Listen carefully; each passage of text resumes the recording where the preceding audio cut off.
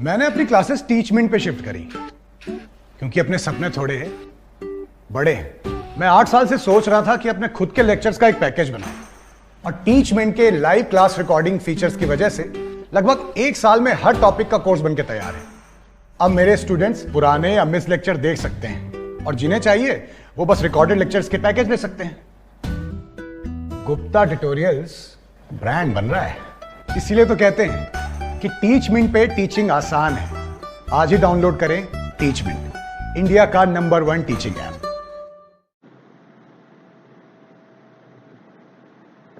नमस्कार बच्चों, स्टडी गुरु YouTube channel पर आप सभी का हार्दिक स्वागत है। बच्चों, मैथ्स की क्लास हम लोग स्टार्ट कर रहे थे। कल अपनी मैथ्स की फर्स्ट क्लास है वो थी और आज सेकंड क्लास है।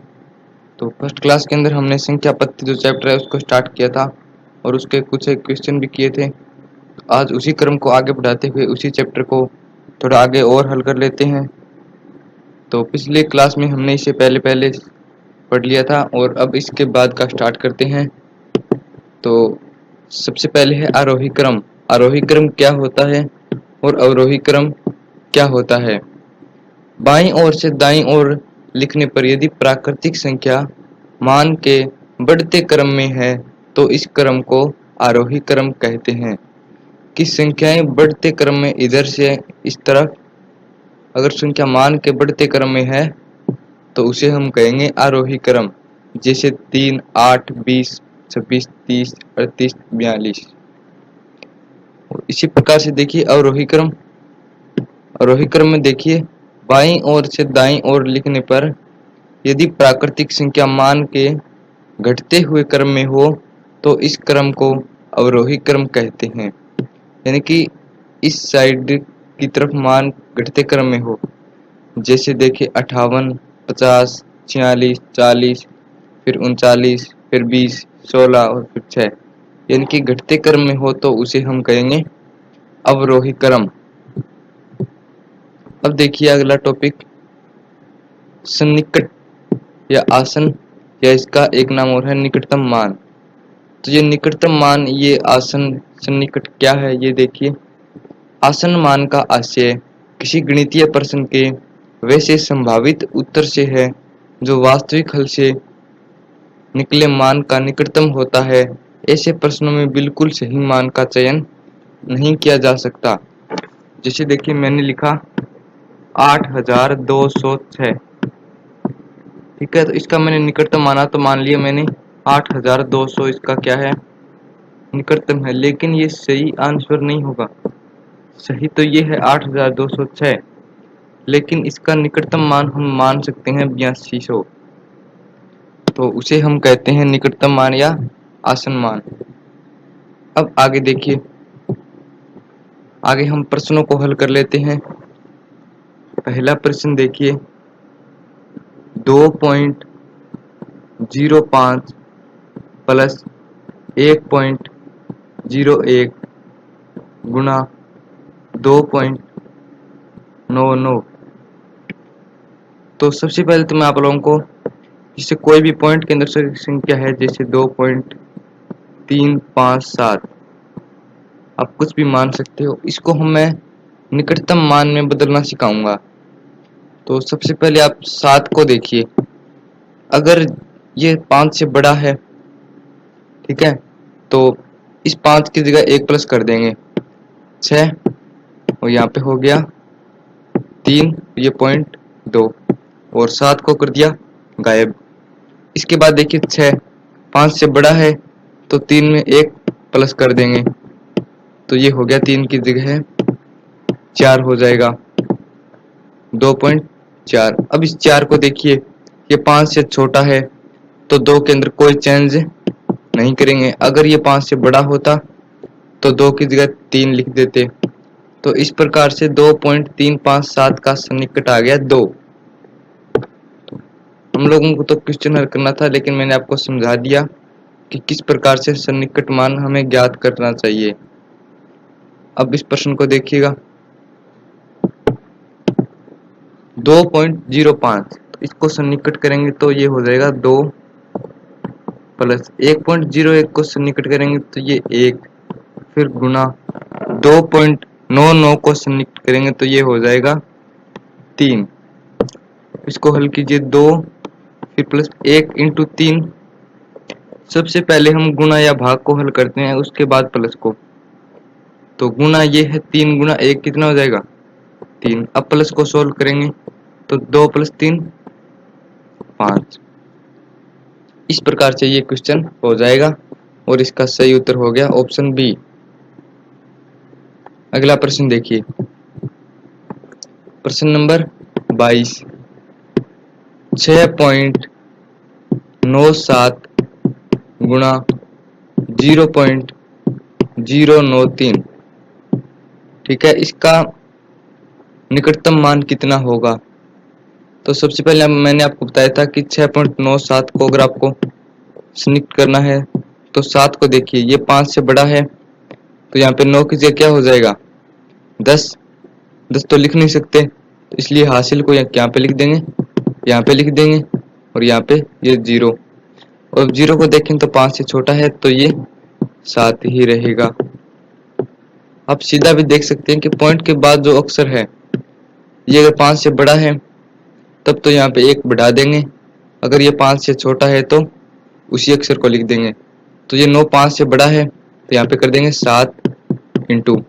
अब देखिए 0.093, सबसे पहले 3 को देखिए तो ये क्या हो जाएगा 0.09, देखिएगा 0.093। 3 को सन्निकट करें तो ये 5 से छोटा है तो संख्या को वैसे का वैसा। अब 9 को सन्निकट करें तो ये 5 से बड़ा है तो यहाँ पे 1 प्लस कर देंगे, ठीक है, तो ये हो गया 0.1। अब 7 को 0.1 से मल्टीप्लाई करें तो ये हो जाएगा 0.7। तो ये आ गया इसका राइट आंसर ऑप्शन ए। अगला प्रश्न देखिए,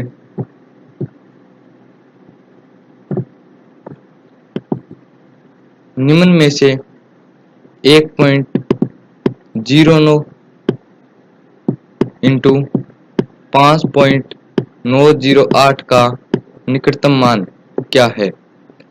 तो सबसे पहले 1.09 को हल करेंगे तो ये हो जाएगा 1.1 इंटू 5.908 को करेंगे तो ये हो जाएगा 6। मैंने आपको बताया था कि पॉइंट के बाद अगर 5 से बड़ी अंक है तो यहाँ पे प्लस कर देंगे तो ये हो जाएगा 6। 1.1 यानी कि इसको 1 लिख सकते हैं, 1 को सन्निकट करेंगे तो 1 गुणा 6, फिर ये कितना आ जाएगा 6। तो ये हो गया अपना ऑप्शन बी इसका राइट आंसर। अगला प्रश्न देखिए,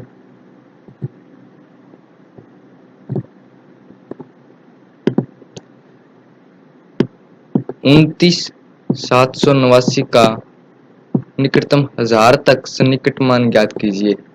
1000 तक मतलब इकाई, दहाई, सैकड़ा और हजार, मतलब यहाँ तक आप लोगों को सन्निकट करना है इसको, ठीक है। तो 29,789 को सन्निकट करेंगे तो देखिएगा 9 को सन्निकट करेंगे तो 9 की जगह 0, फिर 8 में एक प्लस हो जाएगा क्योंकि ये 5 से बड़ा है 9, फिर 7, फिर 9, फिर 2।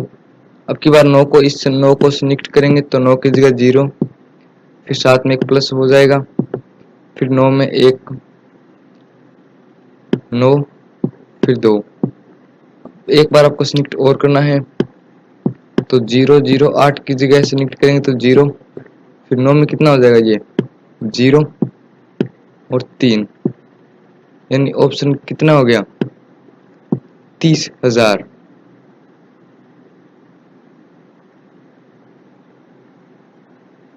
ठीक है,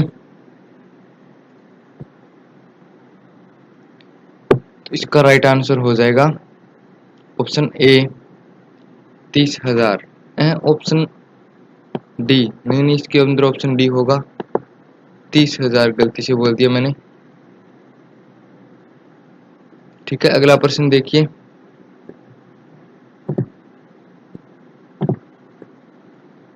प्रश्न नंबर 25। निकटतम 1000 तक सन्निकट करने पर 83 20 का क्या है।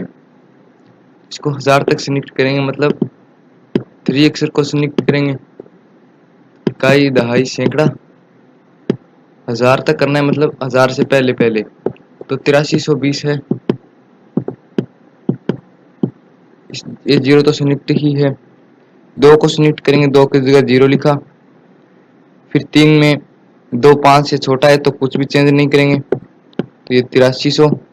फिर 3 को संयुक्त करेंगे तो 3 की जगह 0, 5 से छोटा है तो ये हो जाएगा 8000। इसके अंदर आपका करेक्ट आंसर हो गया ऑप्शन ए 8000। अगला प्रश्न देखिए, प्रश्न नंबर 26।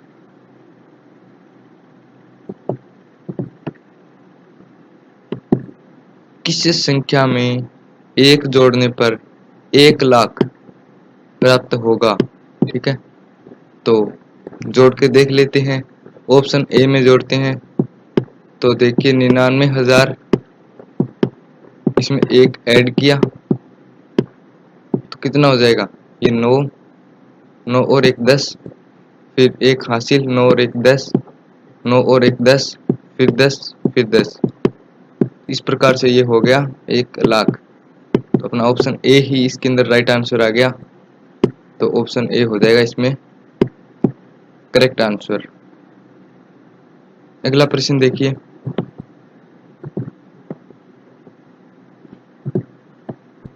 प्रश्न नंबर 27। 27 85 64 0 83 में 8 के, यहाँ पे 8 लिखा नहीं है लेकिन यहाँ पे 8 होगा। 8 के दोनों स्थानीय मानों का अंतर ज्ञात कीजिए। सबसे पहले संख्या लिखते हैं,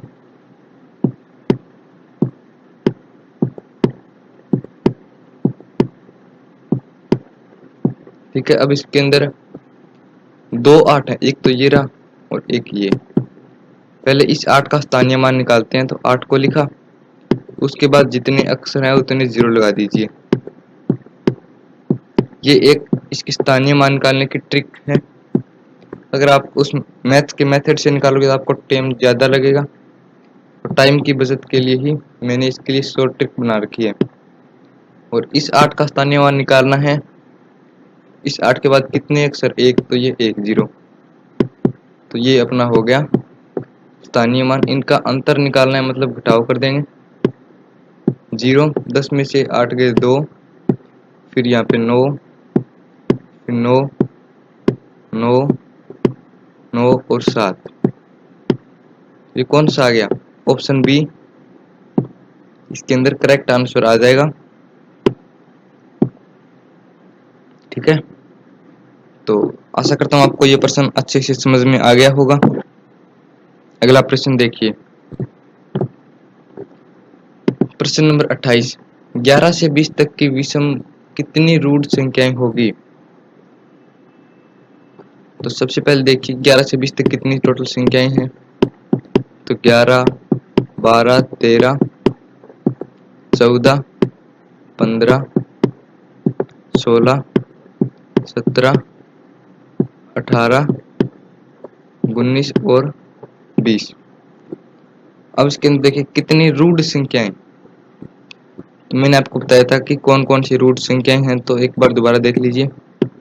1 2 3 5 7 11 13 17 19 23 29, फिर 31, फिर ऐसे आगे तक चलती रहेगी। अपने को इसमें पूछा है कि 11 से 20 तक, तो 11 रूट संख्या है, ये रही। फिर 13 है, फिर 17, ये रही। फिर 19 है, ये रही। तो टोटल 4 अपनी रूट संख्याएं हो गई। कौन कौन सी, 11, 13, 17 और 19। तो इसके अंदर करेक्ट आंसर आपका हो जाएगा ऑप्शन बी 4। अगला प्रश्न देखिए,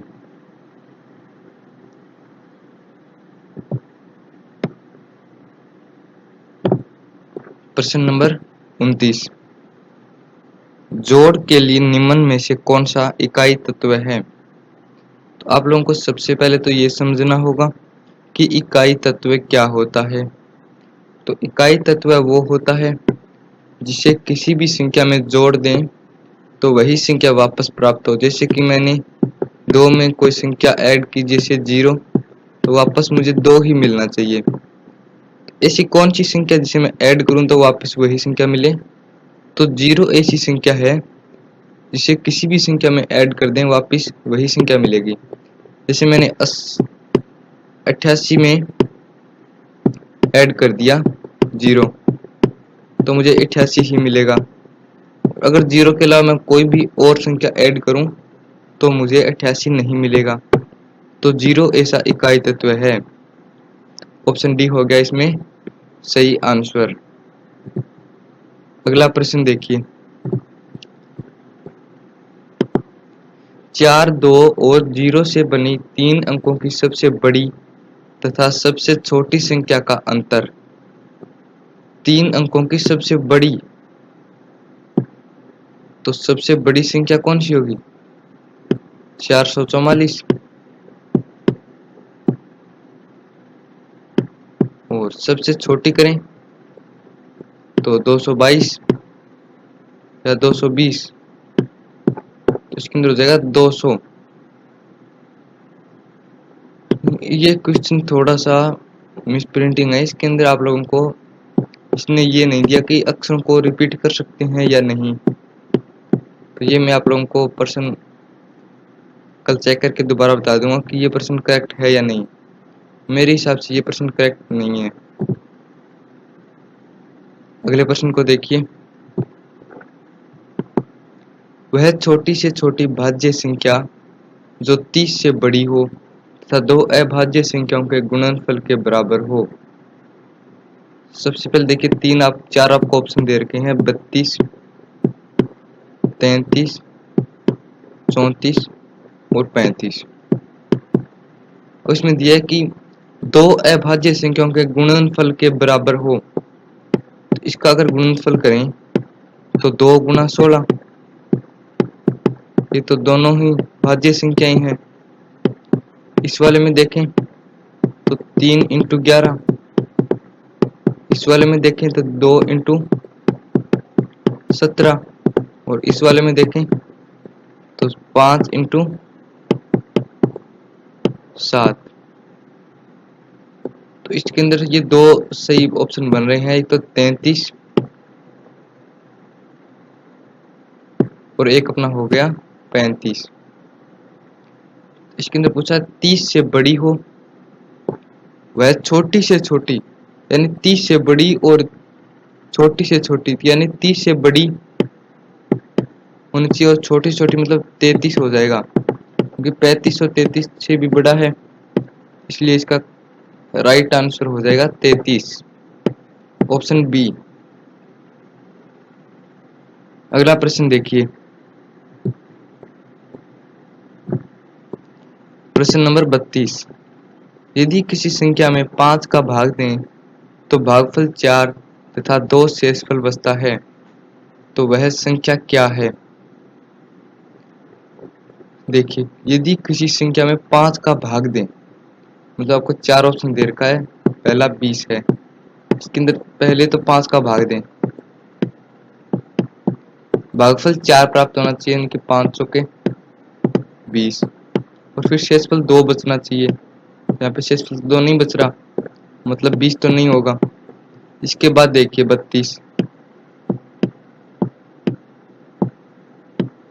32 में देखिए 5 का भाग दिया और भागफल 4, यानी इसके अंदर भागफल तो 4 है, 5 के 30 और शेषफल 2 बच रहा है, मतलब इसमें शेषफल 2 नहीं बच रहा, इसके अंदर 0 है।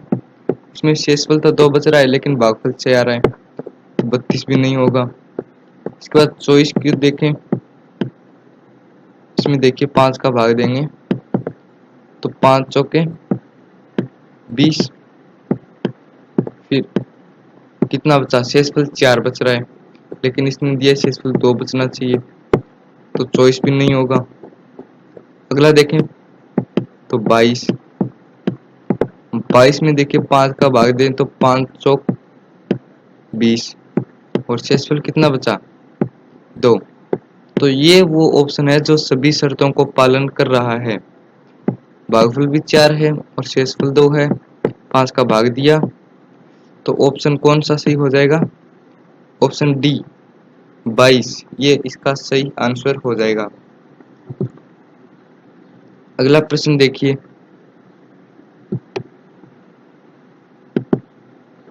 बारह प्लस a/6 बराबर 78/6।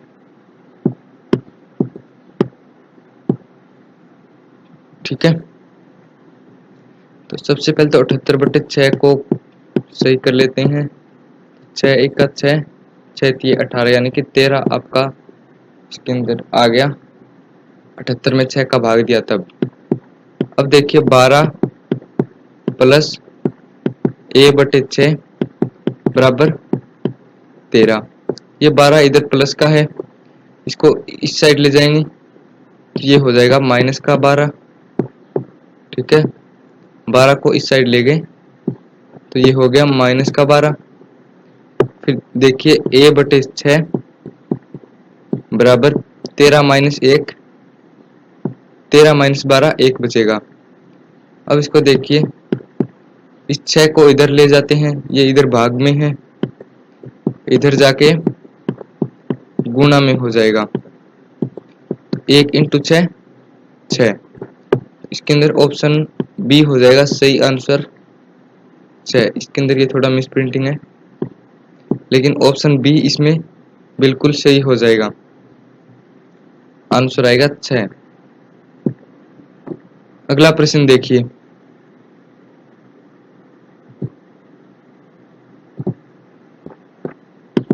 सोलह से 32 तक की सम संख्याओं का योग क्या होगा?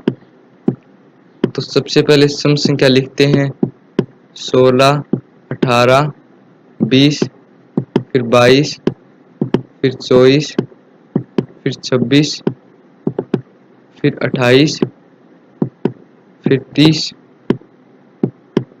फिर 32 और फिर 34। तो 16 से 32 तक की यानी 34 को नहीं लेना है। 16 से 32 तक की सम संख्याओं का योग, तो आप इन सभी का योग कर लीजिए, इन सभी को जोड़ लीजिएगा और इसके अंदर इसका जोड़ आएगा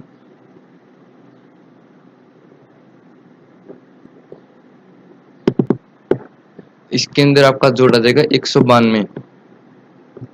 तो ये ऑप्शन डी कर लीजिए आप, इसके अंदर इस भी में मिस प्रिंटिंग है, तो आप डी में लिख लीजिएगा 192 और डी हो जाएगा इसका सही आंसर। आप इन सभी क्वेश्चनों को बेटा एक बार रफ जो कॉपी होती है नोटबुक, उसमें एक बार सभी क्वेश्चन को हल करके देखिएगा। आपको जो क्वेश्चन समझ में नहीं आ रहे हैं उनको दोबारा वीडियो लेक्चर में देखिएगा, फिर से अभ्यास कीजिएगा। किसी भी क्वेश्चन को आपको छोड़ना नहीं है। ये सभी वो क्वेश्चन है जो कि एग्जाम में यानी कि बहुत ज़्यादा संभावना है, अगर आपने ये सभी क्वेश्चन कर लिए तो आप एग्जाम अच्छे से क्वालिफाई कर लोगे। तो सभी क्वेश्चन को देखिएगा अच्छे से। प्रश्न नंबर 35 देखिए, किस संख्यांक में नीचे दिए गए अंकों में से किस अंक का स्थानीय मान सदैव समान रहता है? तो मैं आप लोगों को बता दूं कि 0 है उसका स्थानीय मान सदैव समान रहेगा। जैसे कि मैं उदाहरण दूं कि 80 30 ये कोई संख्या है, इसमें इस 0 का स्थानीय मान निकालें तो इस 0 को लिखा, बाद में जितने अक्षर है उतने शून्य लगा दिए, इसका उत्तर कितना है 0। और ऊपर वाले अगर इस शून्य का स्थानीय मान देखें तो कितना होगा 0। तो मतलब 0 का स्थानीय मान सदैव समान रहता है, इसमें ऑप्शन हो जाएगा ए सही। प्रश्न नंबर 36 देखिए, दो लगातार विषम संख्याओं का अंतर क्या है? तो जैसे मैंने लिया दो लगातार विषम संख्याएं 3 और 5, इनका अंतर निकालें तो ये हो जाएगा 5 माइनस 3, यानी कितना आ गया 2। तो दो लगातार विषम संख्याओं का अंतर कितना हो गया 2। ऑप्शन सी हो जाएगा इसमें करेक्ट आंसर। अगला प्रश्न देखिए, प्रश्न नंबर 37। ऐसी 3 लगातार प्राकृतिक संख्याओं को बताएं जिनका योगफल और गुणनफल समान हो। तो पहला देखिए 3, 4 और 5, इनका योगफल निकालें तो योगफल हो जाएगा 12।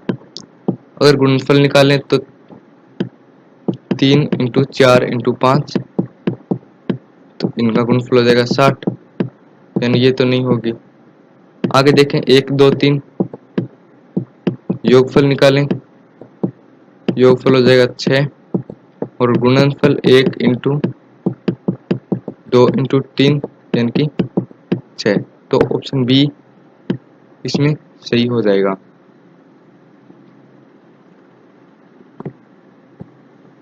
तो बच्चों आज की क्लास को यहीं पे समाप्त करते हैं, क्योंकि अगली क्लास का टाइम हो चला है और आगे आपकी सर क्लास लेंगे। और आज के क्लास को देखने के लिए धन्यवाद। क्लास खत्म होते ही क्लास को लाइक कर दीजिए और कमेंट बॉक्स में अपना रिप्लाई ज़रूर दीजिए कि आपको क्लास कैसी लगी। मुझे कांटेक्ट करना है तो टेलीग्राम पे कर सकते हैं, डिस्क्रिप्शन में लिंक है, कांटेक्ट नंबर, वहाँ से भी कांटेक्ट कर सकते हैं। और टेलीग्राम पे आप लोगों को पीडीएफ नोट्स मिल जाएंगे। ओके, और अपने दोस्तों के साथ क्लास को ज़रूर शेयर कीजिएगा। धन्यवाद।